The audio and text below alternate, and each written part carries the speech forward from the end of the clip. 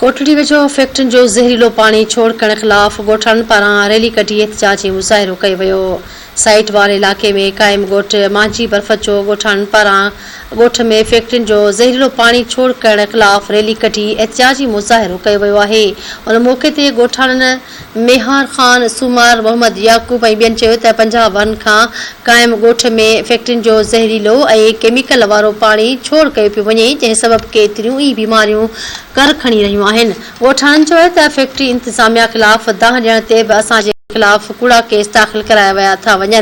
केतिरा ई भेरा फैक्ट्रियुनि जी इंतिज़ामिया खे लिखत में ॾिनो वियो आहे त ॻोठ में गंदे ज़हरीलो पाणी जो छोड़ बंदि कयो वञे, पर उन बावजूद बि पाणी जो छोड़ बंदि नथो कयो वञे। हिननि मुतालबो कंदे चयो आहे त ॻोठ में ज़हरीलो पाणी जो छोड़ बंदि करे फैक्ट्रियुनि जे इंतिज़ामिया ख़िलाफ़ कार्रवाई कई वञे, ॿी सूरत में एहतिजाज जो दाइरो वधायो वेंदो।